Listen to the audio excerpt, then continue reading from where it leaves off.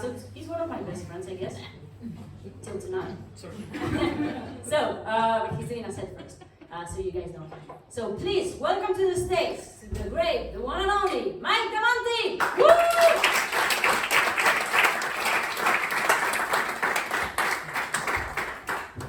Give it up one more time for Sylvia Sparks.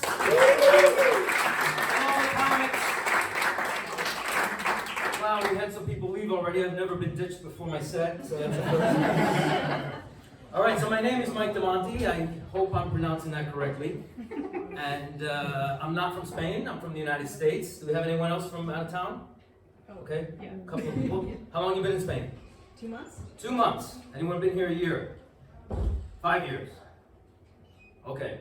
Now something changes in you in your first year in Spain versus your 5th year, which is, in your first year in Spain, you pretend to like everything about the country, and somewhere over the course of the next 5 years, you get a little real, and you admit the stuff you don't like. For example, your friend says, Spanish friend says, all right, I'll meet you at the coffee shop at 3 o'clock. Okay, 3 o'clock comes, 3:15, 3:20, no text, no call, no nothing. Oh, I love that. Yeah, they're so free in Spain. Or old ladies cutting in front of you in line everywhere. That's a Madrid thing. Something happens to women when they blow out their candles on their 65th birthday. They're like, that's it, I'm old, I got no more time left now. Happened to me my first year here. I was waiting for the bus to go to work. And it was a freezing cold February morning. It was raining. If the bus doesn't come in the next 5 minutes, I was going to be late. Luckily, the bus shows up. Door opens, and 3 old ladies just come right in. Bus driver's like, hey, we're all full, buddy. You got to wait for the next one. And I'm like, I love that. They respect their elders in Spain. Oh. We're bullfighting. Anybody been to a bullfight? There he is. Get him.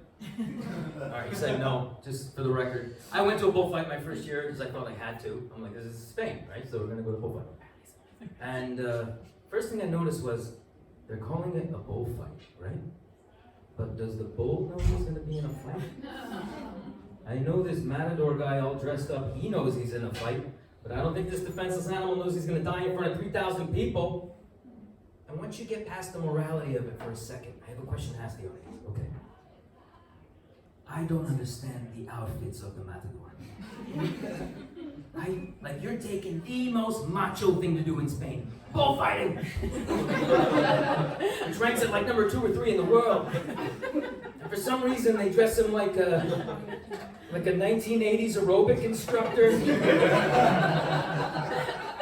Mixed with like the Sgt. Pepper's Lonely Hearts Club Band. And like, who the fuck thought of that?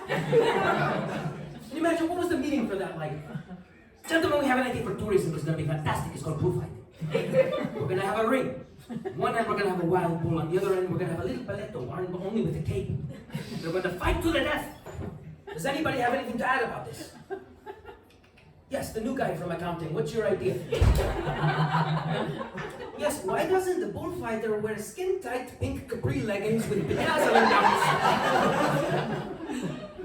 New guy, I love it! Put that in the yes pile.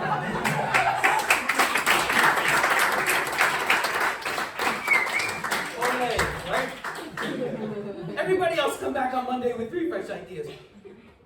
That's Spanish marketing 101. It still holds true today. You want me to prove it? Mercadona. You know what Mercadona is, right? It's a supermarket chain. What's the jingle that they say when you walk into the store? Mercadona, Mercadona, right? Like, Mercadona is a multi-million-dollar company with access to the best marketing and best advertising agencies in all over the world. And they hired the best one. And they were like, okay, marketing agency, we've had 6 months, we've given you millions of euros. What have you got? And they said, we have thought long and hard about this. And we have decided to say the name of the company twice. Mercadona was like, that's it? They were like, yeah, you can pay us now. It's very catchy. Mercadona, Mercadona. That